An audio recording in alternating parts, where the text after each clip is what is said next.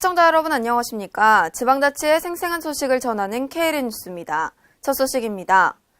오늘 제주도에서 태양광 발전 설비와 전기차 충전소를 갖춘 고정식 태양광 융합형 전기차 충전소 준공식이 열렸습니다. 제주시 종합경기장 보조경기장 옆 공공부지에 도내 최대 규모의 태양광 융합형 전기차 충전소가 마련됐습니다.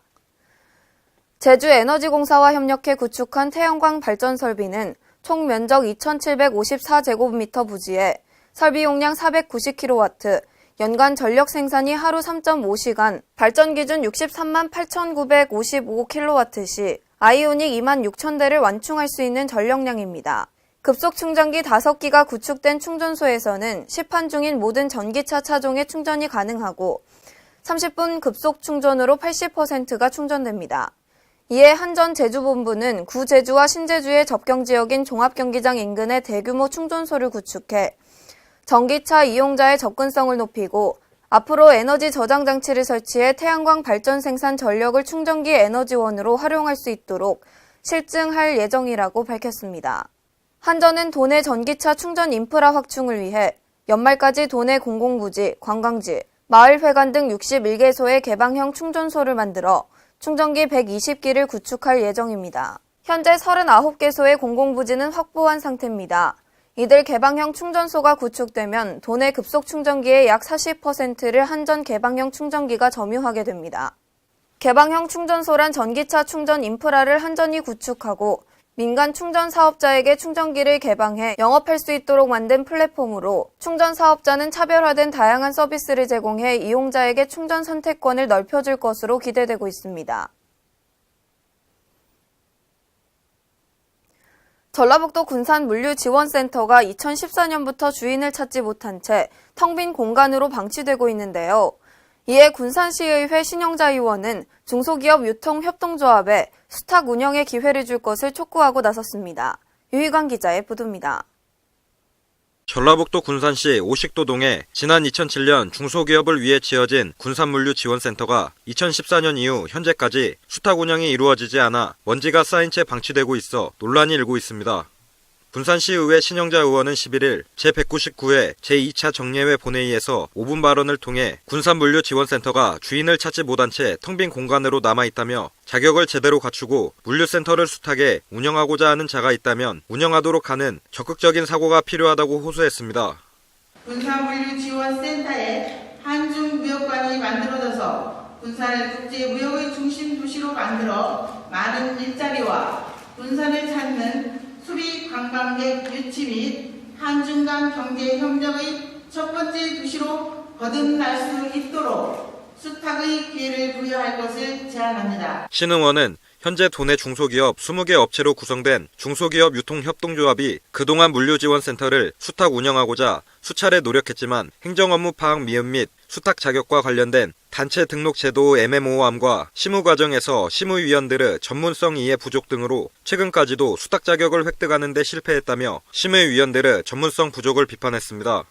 또 집행부가 조합을 마치 하나의 기업으로 인식하고 있다며 집행부가 수탁 운영과 관련된 심의에 들어가기 전에 이 조합이 하고자 하는 사업을 충분히 숙지해야 하며 심의위원들도 전문성 있는 분들로 모두 위촉해야 한다고 말했습니다.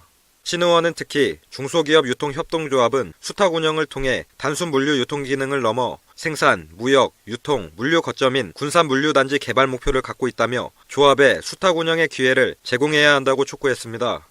한편 군산물류지원센터는 한때 중소기업이 아닌 CJ대한통운이 위탁 운영해오다 유통산업발전법 위반으로 운영불가 판정을 받은 것으로 알려졌습니다. KLN 유희광입니다. 서병수 부산시장이 창업기업을 찾아 애로사항을 듣고 실질적인 해결 방안을 모색하기 위해 활발하게 움직이고 있습니다. 서병수 부산시장이 창업 현장의 목소리를 듣기 위해 활발하게 움직이고 있습니다. 창업기업을 찾아 애로사항을 듣는 것은 물론 투자자와 스타트업이 활발하게 소통할 수 있는 콘서트를 마련했는데요. 청년 창업가들에게 현장 상황을 직접 듣고 실질적인 해결 방안을 모색하기 위해서입니다. 요즘 인기를 끌고 있는 모바일 앱 우리 동네 27도시입니다. 우리 동네 골목골목에 위치한 작은 가게와 맛집 정보를 댓글과 함께 상세히 제공하고 있습니다. 쿠폰과 포인트 결제 기능을 지원하고 작은 가게를 홍보할 수 있는 채널로 호응을 얻고 있는데요. 부산의 한 창업기업이 개발한 모바일 앱 서비스로 창업 4년 만에 연매출 8억 원을 돌파했습니다. 일반 화장실보다 아주 적은 소량의 물을 사용하는 초절전형 이동식 화장실입니다. 무동력으로 발을 눌러 손을 씻는 것은 물론 변기까지 깨끗하게 정화시키는 친환경으로 설계됐습니다. 중수도를 활용한 스마트 화장실과 축산 폐수 정화 처리 시설까지 부산의 스타트업 기업이 개발한 제품입니다. 서병수 부산시장이 기발한 아이디어로 창업에 성공한 청년 창업가들을 찾아 나섰습니다. 현장에서 발로 뛰고 있는 이들을 격려하고 애로사항을 직접 듣기 위해서입니다. 이어 센텀기술 창업타운인 센탑에서는 스타트업 기업들의 어려움을 듣는 간담회도 마련됐습니다. 이 자리에는 창업투자사와 창업기업, 엔젤 투자자 등을 초청해 초기 창업에 필요한 자금 문제부터 창업 후 극복해야 될 어려움까지 허심탄회한 대화를 나눴습니다. 부산시는 앞으로도 지속적인 소통의 자리를 마련해 창업 생태계를 조성하는 등 아시아 제1 창업도시로 한 걸음 다가선다는 목표입니다. 전라북도 전주 시민들의 열정을 느낄 수 있는 자리가 마련됐습니다. 전주시 주민자치협의회는 지난 10일 덕진예술회관에서 주민자치센터 프로그램 발표회를 개최해 참여자 간 화합을 도모했습니다. 김승균 기자의 보도입니다. 전북 전주시 주민자치협의회가 10일 덕진예술회관에서 전주시 33개 동을 대표한 33개 팀 700여 명의 발표자들이 참여한 가운데 주민자치센터 프로그램 발표회를 개최했습니다. 지난 2014년 발표회에서 으뜸상을 차지한 우화 2동 풍물교실의 공연을 시작으로 기념식과 공로패 수여, 프로그램 발표회, 시상식 순으로 진행됐습니다. 이번 주민자치센터 프로그램 발표회에는 현재 운영되고 있는 294개 프로그램 중 각 동별 우수 프로그램으로 선정된 33개 프로그램이 참여, 지난 1년간 배우고 익힌 솜씨를 마음껏 뽐내며 무대를 즐겼습니다. 예, 그동안에 우리가 효자 이동 동사무실에서 30명의 회원들이 교습을 받으면서 그동안에 배운 것을 한번 발표를 하고 싶어서 참여를 하게 됐습니다. 특히 주민 동별로 겹치지 않고 각기 다른 프로그램과 개성이 넘치는 퍼포먼스를 선보여 행사를 찾은 이들의 많은 박수와 응원을 받았습니다. 프로그램을 선보였던 한 주민은 주민자치 프로그램을 통해 주민 간 서로 화합과 소통하는 계기가 된 것 같다 기뻤다며 이러한 발표회를 통해서 전주 시민으로서 자긍심을 느낄 수 있는 자리였다고 말했습니다. 전주시 기획조정국 관계자는 올해 주민자치센터 프로그램 발표회는 참여자 간 화합을 꾀하는 완벽한 축제 그 자체였다면서 주민들의 모습을 통해 전주 시민의 열정을 느낄 수 있는 자리였다고 말했습니다. K랜 김승균입니다. 충청남도가 수도권 업체를 포함해 9개 기업으로부터 1,500억 원대의 투자 유치에 성공했습니다. 안희정 충남지사는 지난 10일 도청에서 황선봉 예산군수를 비롯해 5개 시군 단체장과 오동혁 동신포리마 대표이사 등 9개 기업 대표들이 참석한 가운데 합동 투자 협약을 체결했습니다. 이들 9개 기업은 도내 5개 시군 6개 산업단지 20만 3,181제곱미터의 부지에 1,525억 원을 투자해 공장을 신증설하고 456명의 인력을 신규 고용하게 됩니다.